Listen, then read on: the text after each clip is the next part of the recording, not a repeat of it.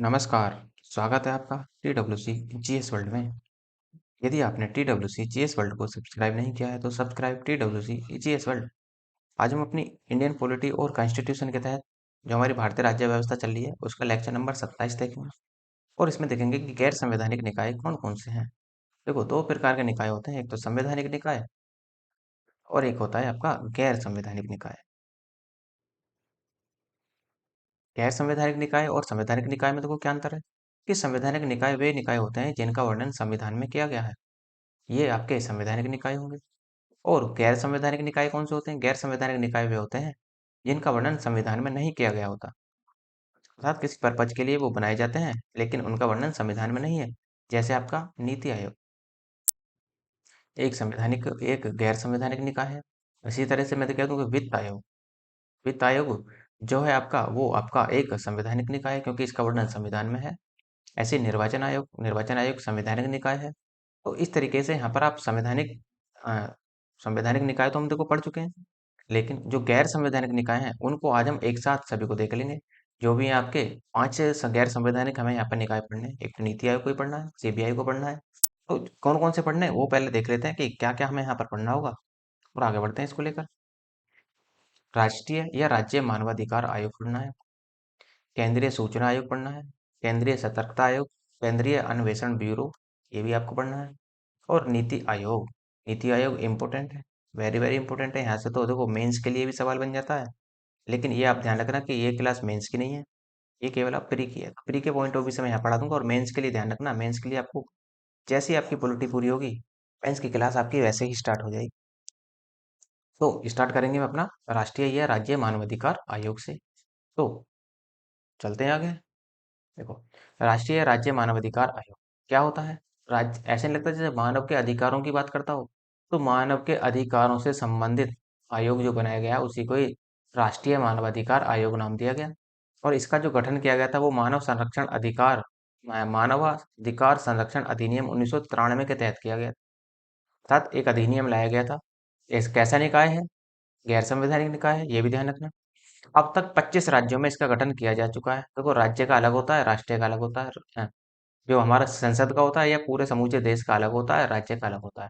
तो अब तक 25 राज्यों में इसका गठन किया जा चुका है। यह आयोग गृह मंत्रालय के अधीन होता है, ये ध्यान रखना। गृह मंत्रालय अर्थात होम मिनिस्ट्री। ये जो आपका आयोग बनते हैं ये सब के सब आयोग आपके गृह मंत्रालय के अधीन होते हैं। इसके गठन का उद्देश्य मानव अधिकारों की रक्षा करना होता है, बस इतना ध्यान रखना है कि कब तो इसका गठन हुआ और उसका उद्देश्य क्या है। मानवाधिकारों के हित में आवाज उठाने वाली संस्थाओं को दृढ़ करता है। जो मानवाधिकार के लिए संस्थाएं बनती हैं, ये संस्थाएं काम करती हैं, उनके लिए आप ये दृढ़ता का कार्य करता है क्योंकि ये पावर दे देता है वहां इनको।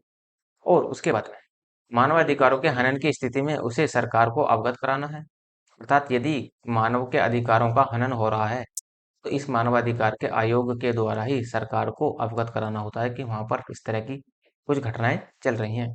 अब इसमें संरचना क्या है? देखो, संरचना में इसमें एक अध्यक्ष होता है और 5 अन्य सदस्य होते हैं। ध्यान रखना, इसका मतलब संरचना कैसी है सदस्य, एक अध्यक्ष और प्लस 5 अन्य सदस्य होते हैं यहाँ पर। इसका अध्यक्ष सदैव भारत का पूर्व मुख्य न्यायाधीश या सर्वोच्च न्यायालय का मुख्य न्यायाधीश हो सकता है। ये ध्यान रखना है आपको कि या तो पूर्व मुख्य न्यायाधीश मतलब रिटायर जज, इसका जो अध्यक्ष बनेगा या तो वो रिटायर्ड जज बनेगा या फिर वो सेवा में हो तब वो उसका अध्यक्ष बन सकता है, ये ध्यान रखना है। एक सुप्रीम कोर्ट जज या रिटायर्ड जज, दूसरा सुप्रीम कोर्ट या जज या रिटायर्ड जज और तीन अन्य, इसमें अन्य तीन जिन्हें मानवाधिकार का अच्छा ज्ञान होता है यहाँ पर रखे जाते हैं। तो कुल मिलाकर इसमें जो जिन व्यक्तियों को बैठाया जाता है बहुत ही उच्च दर्जे के व्यक्ति होते हैं, अर्थात इन्हें काफी अच्छा एक्सपीरियंस होता है मानव के अधिकारों के बारे में। और आप जानते हैं कि जब सुप्रीम कोर्ट का जज बैठेगा तो और इससे ऊपर क्या चाहिए, क्योंकि सबसे ऊपर भारत में क्या है, न्यायपालिका। और न्यायपालिका का ही क्या होगा, रिटायर जाते यहाँ पर जज बैठेंगे या फिर कोई सेवा में हो जाए वो भी बैठ सकता है। ये आप ध्यान रखना है। नियुक्ति नियुक्ति कैसे होती है? देखो, ज्यादातर नियुक्तियां तो राष्ट्रपति के द्वारा ही होती हैं, तो यहाँ भी ऐसे ही होगा। भारत के राष्ट्रपति के द्वारा 6 सदस्यीय परिषद की अनुशंसा पर की जाएगी, अर्थात जो इसकी नियुक्ति होगी उसमें पहले 6 सदस्य की एक परिषद बनाई जाएगी। वो परिषद ही डिसाइड करेगी कि किसकी नियुक्ति होगी या नहीं, और उसके बाद में, लेकिन वास्तव में नियुक्ति किसके द्वारा की जाएगी राष्ट्रपति के द्वारा ही। जिसमें भारत का प्रधानमंत्री होगा, 6 में लोकसभा स्पीकर होंगे, राज्यसभा का उपसभापति होगा, लोकसभा में विपक्ष के नेता होंगे, राज्यसभा में विपक्ष के नेता होंगे और केंद्रीय गृह मंत्री होंगे। तो 6 लोग यहाँ पर ये डिसाइड करेंगे कि किसको राज्य या राष्ट्रीय मानवाधिकार आयोग का सदस्य बनाना है, किसको नहीं बनाना। कार्यकाल कार्यकाल 3 वर्ष का होता है या 70 वर्ष की आयु जो भी पहले हो। इसमें तो कुछ 70 वर्ष क्यों रखा गया है? 70 वर्ष इसलिए रखा गया है क्योंकि सुप्रीम कोर्ट के जज की जो रिटायर की आयु वो कितनी है? 65 वर्ष। इसका मतलब क्या है? इसका मतलब सीधा सा है कि उसके बाद ही यदि कोई रिटायर्ड जज बनना चाहता है तो इसका मतलब वो यहाँ पर भी पद धारण कर सकता है रिटायर होने के बाद में। तो ये यहाँ पर इस तरह का प्रावधान किया गया है। इसमें पुनः नियुक्त होने का प्रावधान भी है, अर्थात ऐसा नहीं है कि एक बार आप 3 साल का कार्यकाल पूरा कर गए तो आपको नियुक्त नहीं किया जा सकता। यदि आपकी उम्र 70 साल से नीचे है तो भी आपको, यदि आपके 3 साल पूरे हो गए हैं तो भी आपको यहाँ पर दोबारा निर्वाचित कर लिया जा सकता है यदि सरकार चाहेगी तो। राज्य मानवाधिकार आयोग में एक अध्यक्ष होता है और 2 सदस्य होते हैं, ये ध्यान रखना है। जबकि जो राष्ट्रीय मानवाधिकार आयोग है उसमें एक सदस्य और 5 अन्य सदस्य होते हैं, एक अध्यक्ष और 5 अन्य सदस्य होते हैं। जबकि जो राज्य का होता है उसमें एक अध्यक्ष और 2 अन्य सदस्य होते हैं, जिसमें जज या रिटायर जज होंगे और अन्य 2 में उच्च न्यायालय जज या जिला जज होंगे। तो जो अन्य होंगे 2, वे होंगे या तो उच्च न्यायालय के जज हों या फिर जिला जज हों, डिस्ट्रिक्ट कोर्ट के जज हों। तो इस तरीके से यहाँ पर इनका नियमन कर दिया जाता है।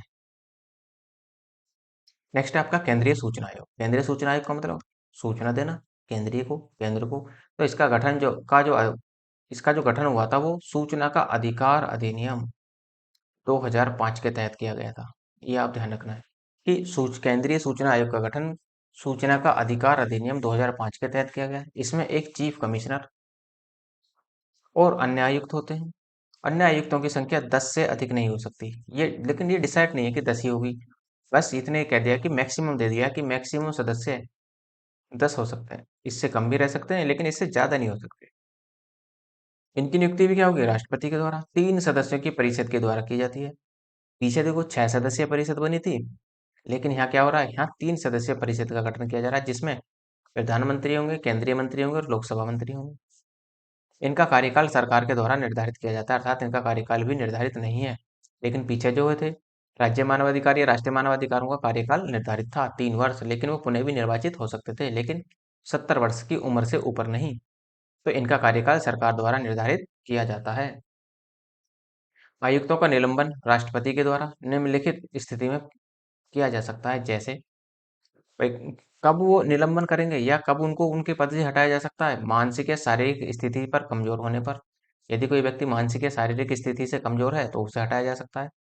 दिवालिया होने पर, लाभ का पद ग्रहण करने पर, यदि कोई उसने दूसरा लाभ का पद ग्रहण कर लिया है तो वो भी यहाँ से भी रिटायर कर दिया जाएगा। नैतिकहीन और चरित्र होने पर, अर्थात नैतिकहीन, नैतिकताहीन होने पर या चरित्रहीन होने पर भी उसको यहाँ से हटाया जा सकता है। नेक्स्ट है आपका केंद्रीय सतर्कता आयोग। तो केंद्रीय सतर्कता आयोग, सतर्कता का मतलब देखभाल, देखभाल का मतलब ये कह लो कि जो होते हैं ना सर्वेलेंस, ये बोलते हैं इसको। तो इसका जो गठन हुआ था वो 1964 में किया गया था, लेकिन इसे संवैधानिक दर्जा जो मिला वो 2003 में मिला। बाद में आकर इसे दर्जा मिलता है। संरचना क्या है इसकी? देखो इसमें एक मुख्य आयुक्त होता है और 2 अन्य आयुक्त होते हैं, ये ध्यान रखना है कि केंद्रीय सतर्कता आयोग में कौन कौन होते हैं। तो एक मुख्य आयुक्त और 2 अन्य आयुक्त होते हैं जिनकी नियुक्ति राष्ट्रपति के द्वारा 3 सदस्यों की परिषद के द्वारा की जाती है। इसमें 3 सदस्यीय परिषद बनती है, पीछे भी 3 सदस्यीय परिषद बनी थी, यहाँ भी। तो इसमें भी कौन होगा? प्रधानमंत्री होंगे, गृह मंत्री होंगे और विपक्ष का नेता होगा, ये ध्यान रखना है।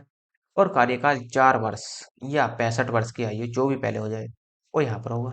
और सेवानिवृत्त होने के बाद किसी लाभ के पद को पर नहीं बैठ सकते, ये भी ध्यान रखना है कि यदि आप रिटायर हो गए तो किसी लाभ का पद धारण नहीं करेंगे कहीं भी जाकर।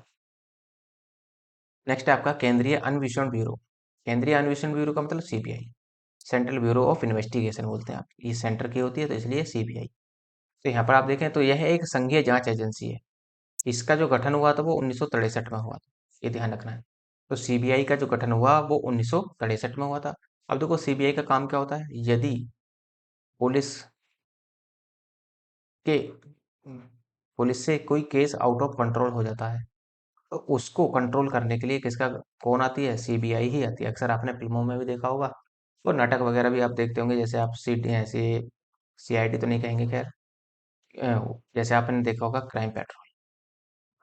इस तरीके से वहां पर नाटकों में भी दिखाया जाता है कि सीबीआई का रोल क्या होता है। तो यह एक संघीय जांच एजेंसी है और इसका गठन 1963 में हुआ। यह गृह मंत्रालय के अधीन कार्य करती है। ये भी ध्यान रखना है कि गृह मंत्रालय के अधीन आती है। संरचना, इसकी 7 मुख्य शाखाएं हैं, ये ध्यान रखना है आपको। 7 मुख्य शाखाएं कौन कौन सी हैं वो भी देख लेते हैं। देखो, इसके प्रमुख को निदेशक या डायरेक्टर कहा जाता है, ये ध्यान रखना है। इसकी नियुक्ति एक परिषद के द्वारा की जाती है जिसमें प्रधानमंत्री होते हैं, चीफ जस्टिस ऑफ इंडिया होते हैं, लोकसभा में विपक्ष के नेता होते हैं। तो इन लोगों के द्वारा जो समिति बनती है या जो समिति बनती है, और इस समिति में होते हैं प्रधानमंत्री, चीफ जस्टिस, लोकसभा में विपक्ष के नेता होते हैं, और जो नियुक्ति की जाएगी की तो राष्ट्रपति के द्वारा ही जाएगी, लेकिन ये वो दे देते हैं यहाँ पर कि हाँ जी इनकी नियुक्ति होनी चाहिए। अब आप जानते हैं कि राष्ट्रपति क्या है? एक राष्ट्रपति का जो पद है भारत में, एक नाम मात्र का पद है। जैसा प्रधानमंत्री कर देंगे वैसे ही होना है। तो इसी वजह से जिनको ये समिति जो है, जिनको भी ये कह देगी कि इनको बनना है यहाँ पर डायरेक्टर, तो वही डायरेक्टर यहाँ पर बनेंगे भी फिर।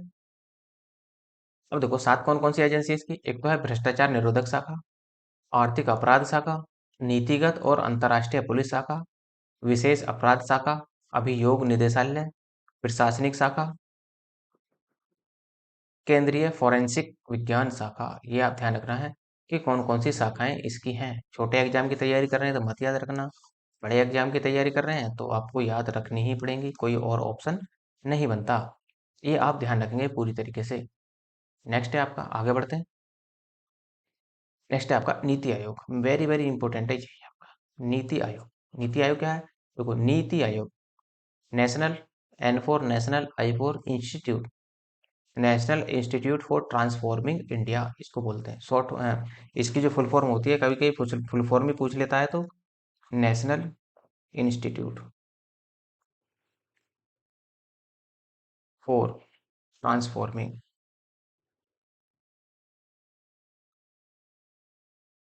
ट्रांसफॉर्मिंग इंडिया, ये इसकी फुल फॉर्म होती है, ये ध्यान रखना। अब देखो, नीति आयोग आया कब था? आने के लिए तो कह लो कि 1 जनवरी 2015 को इसका गठन हुआ था, लेकिन इससे पहले भी कोई संस्था चल रही थी। हाँ, देखो इससे पहले जब तक नीति आयोग नहीं आया था, 2015 से पहले भारत में योजना बनाने का कार्य योजना आयोग का था, जिसकी स्थापना 15 मार्च 1950 को की गई थी। ये आप ध्यान रखना। और योजना आयोग तो योजना बनाने का कार्य करती थी, लेकिन कि राष्ट्रीय विकास परिषद का जो गठन हुआ था वो 6 अगस्त 1952 को हुआ था, और इसका गठन इसलिए हुआ था कि योजना आयोग की निगरानी करने के लिए, कि जो योजना आयोग है, जो योजनाएं बना रही है क्या ये सही है, क्या जो योजनाओं के लिए पैसा दिया जा रहा है क्या वो सही जगह लग रहा है या नहीं लग रहा। तो वो काम देखने का कार्य किसका था? वो काम था राष्ट्रीय विकास परिषद का। अब देखो, ये जो दोनों योजनाएं थी इनमें भ्रष्टाचार बहुत ज्यादा था। भ्रष्टाचार का ऐसे मान लो एक तरीके से कि केंद्र में योजनाएं बनती थी, सेंटर के लेवल पर योजनाएं बनती थी, और सबके पूरे 28 राज्य और 8 यूनियन टेरिटरी में वो योजनाएं जाती थी, लागू होती थी। तो यहाँ पर ये लागू भी होती थी। अब एक बात बताओ, क्या आप सभी को एक साइज का जूता पहना सकते हैं? आप खुद सोचो कि सभी के पैर में एक साइज का जूता फिट नहीं हो सकता। किसी को 4 नंबर का चाहिए, किसी को 5 का, किसी को 6 का, तो किसी को 9 का। तो इस तरीके की चाहिए। लेकिन एक बात सोचो कि मान लो एमपी में कोई बीमारी फैल रही है, उत्तर प्रदेश में वो बीमारी है नहीं, तो इसका मतलब उस बीमारी की दवा उत्तर प्रदेश में देने का क्या मतलब है? आप मध्य प्रदेश में दीजिए। तो क्या होता कि केंद्र द्वारा जो योजनाएं आती थी वो सभी के लिए लागू हो जाती थी, और राज्यों से, राज्य के जो सीएम वगैरह होते हैं, जब उनसे वो जानकारी ली भी नहीं जाती थी कि क्या क्या समस्या है। तो डायरेक्ट वहां से पैसा सैंक्शन हुआ, और इसी वजह से क्या होता था कि इसमें भ्रष्टाचार बहुत ज्यादा होता था। और इस चीज को देखते हुए क्या हुआ कि जो बीजेपी सरकार आई 2014 में, बीजेपी सरकार ने 1 जनवरी 2015 को राष्ट्रीय विकास परिषद और योजना आयोग दोनों को समाप्त कर दिया, और दोनों को समाप्त करने के बाद में इसके स्थान पर नीति आयोग का गठन किया गया। अब इसमें क्या है, देखो जो नीति आयोग है, नीति आयोग में क्या होता है कि सभी को शामिल किया जाता है। इसमें सेंटर के भी मंत्री शामिल होते हैं, और राज्य के भी, स्टेट के भी मंत्री यहाँ पर शामिल होते हैं। तो जिसको जैसी समस्या है वो यहाँ पर बताएगा, और उसी प्रकार से योजनाएं बनेंगी, उसी प्रकार से जो रुपया होगा वो सैंक्शन होगा यहाँ से। ये आप ध्यान रखना। तो इसमें क्या है कि इसमें थोड़ी सी क्लियरिटी लाने का प्रयास किया गया नीति आयोग के द्वारा। तो योजना आयोग और राष्ट्रीय विकास परिषद वर्तमान में समाप्त है। इन्हीं के स्थान पर ये कह लो कि इन्हीं के खंडरों पर जिसका निर्माण हुआ वो नीति आयोग कहलाया, नेशनल इंस्टीट्यूट इन ट्रांसफॉर्मिंग इंडिया कहलाया। ये आप पूरी तरीके से ध्यान रखना है इसको। अब देखो, कैसी संस्था है? ये एक सलाहकारी संस्था है, मल्टी बॉडी है, लेकिन संस्था कैसी है? सलाहकारी। केवल क्योंकि एक गैर संवैधानिक निकाय है। क्योंकि ध्यान रखना कि नीति आयोग जो आपका योजना आयोग था और जो राष्ट्रीय विकास परिषद है, ये दोनों के दोनों ही गैर संवैधानिक निकाय हैं, लेकिन इन दोनों गैर संवैधानिक निकायों पर भी एक गैर संवैधानिक निकाय का ही जन्म हुआ था। इसका कार्य भारत में गरीबी का आकलन करना होता है। देखो, अक्सर नीति आयोग द्वारा रिपोर्ट भी जारी होती है, आप देखते होगे अक्सर न्यूज में। तो गरीबी का आकलन करना है, गैर संवैधानिक संस्था है, इसका कोई अध्यक्ष नहीं होता, पदेन अध्यक्ष होता है। अब देखो, पदेन अध्यक्ष कैसे? पदेन अध्यक्ष होता है इसका पीएम, प्रधानमंत्री। इसका मतलब ये है कि जो भी वर्तमान में पीएम होगा, जैसे वर्तमान में नरेंद्र मोदी जी हैं, तो वर्तमान में जो मोदी जी पीएम हैं, तो पीएम ही क्या कहलाएंगे? इसके पदेन अध्यक्ष कहलाएंगे। अर्थात इन्हें इनकी अध्यक्षता ग्रहण करने की कोई आवश्यकता नहीं। पदेन का मतलब ये होता है कि जो वर्तमान में पीएम है वो डायरेक्ट इसके अध्यक्ष बन जाएंगे। तो इसी वजह से अध्यक्ष नहीं बोलते, क्या बोलेंगे? यदि इसमें पदेन जोड़ देते तो ये सही हो जाता। तो इसमें इसका जो अध्यक्ष नहीं होता, पदेन अध्यक्ष होता है, ये ध्यान रखना है कि बहुत छोटे छोटे सवालों को बनाकर पूछेगा आपसे। तो इस तरीके की यहाँ पर सिचुएशन बनेगी। नेक्स्ट, इसका पदेन अध्यक्ष देश का प्रधानमंत्री होता है, जो भी वर्तमान में हो। जैसे नरेंद्र मोदी जी हैं वर्तमान में, तो वो ही इसके पदेन अध्यक्ष होंगे। और प्रथम उपाध्यक्ष जो बने थे, ये देखो मेन पॉइंट बनेगा। प्रथम उपाध्यक्ष बने थे अरविंद पनगड़िया, और वर्तमान में उपाध्यक्ष सुमन के बेरी हैं। ये आप ध्यान रखना पूरी तरीके से कि ये करंट का भी सवाल बनेगा आपका, और स्टैटिक का भी। स्टैटिक का ये बन जाएगा अरविंद पनगड़िया वाला, और करंट का बनेगा सुमन के बेरी। और इसकी प्रथम जो सीईओ बनी थी, वो बनी थी सिंधु श्री फुल्लर। तो इसकी प्रथम सीईओ सिंधु श्री फिल्लर बने, और वर्तमान में इसके सीईओ हैं परमेश्वरन अय्यर। तो वर्तमान में सीईओ परमेश्वरन अय्यर है। इसमें 4 स्थायी सदस्य होते हैं। कौन कौन से हैं वो भी देख लो जरा। देखो, वी के सारस्वत हैं, विवेक देव राय हैं, रमेश चंद्र हैं, और विनोद पाल हैं। ये आप ध्यान रखना कि कौन कौन इसके स्थायी सदस्य होते हैं। तो वी के सारस्वत, विवेक देव राय, रमेश चंद्र, विनोद पॉल इसके सदस्य होते हैं। अब देखो, इसमें ये योजनाएं संचालित होती हैं, वो 3 प्रकार से योजनाएं संचालित हैं। एक तो 3 ईयर प्लान लाया जाता है, 7 ईयर प्लान लाया जाता है, और 15 ईयर प्लान लाया जाता है। देखो, ऐसे होता है कि यदि कोई योजना मान लो 2017 में चालू हुई, भी 2020 में उसको समाप्त कर दिया गया, लेकिन 2020 तक आते आते उसको वो पूरी नहीं हो पाई। ये ध्यान रखें, जब वो पूरी नहीं हो पाई तो उसे 2020 से निकालकर, वो 3 साल प्लान से निकालकर उसे 7 ईयर प्लान में रख दिया जाएगा। अब वो योजना 2017 से 2024 तक पूरी करनी है।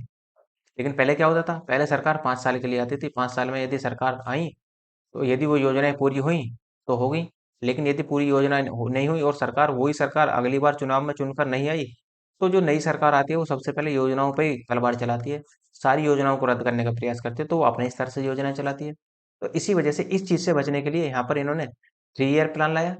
या 3 ईयर प्लान में यदि योजना पास नहीं हुई या पूरी नहीं हुई, तो उसे 7 ईयर में डाल दिया गया। और यदि पता लगा कि 7 ईयर में ही पूरी नहीं हुई, तो उसे 15 ईयर में डाल देते हैं। तो इस तरीके से यहाँ पर योजनाएं क्या होती हैं कि योजनाओं के समाप्त होने का डर भी नहीं रहता। तो इस प्रकार से यहाँ पर योजनाएं संचालित होती हैं। अब देखो, ये तो हो गया आपके गैर संवैधानिक निकाय। गैर संवैधानिक निकाय आपके कंप्लीट हो जाते हैं। पॉलिटी जो है आपकी लगभग समाप्त के कगार पर ही है। ये मान लेना कि एक शायद एक ही वीडियो आएगा, वो ऐसे मान लो मिक्सचर का आएगा। कुछ जो छोटे छोटे पॉइंट है जो छूट गए हैं, क्योंकि छोड़ना तो कुछ नहीं है, जो सिलेबस का पार्ट है हमारा, तो जो छूट गए हैं उनको लेना है बस। और उनको मैं एक ही वीडियो में छोटे छोटे पॉइंटों को सारों को कवर कर दूंगा, और उसके बाद में आपका पॉलिटी जो है वो समाप्त हो जाएगी। एक ही वीडियो बनेगी आपकी शायद। जो अगला वीडियो होगा वो पॉलिटी का लास्ट वीडियो होगा। और यदि आपको लगता है कि लेक्चर अच्छा है और रिवीजन के लिए पीडीएफ होनी चाहिए, तो टेलीग्राम ज्वाइन कर लेना।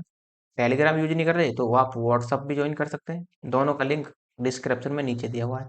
और यदि आपको पॉलिटी की कंप्लीट पीडीएफ चाहिए पॉलिटी की, तो आप मेल के माध्यम से बता सकते हैं। मेल का लिंक भी आपको डिस्क्रिप्शन में मिल जाएगा। यदि लेक्चर अच्छा लगा हो तो लाइक कीजिए, शेयर कीजिए, सब्सक्राइब करना ना भूलें। धन्यवाद।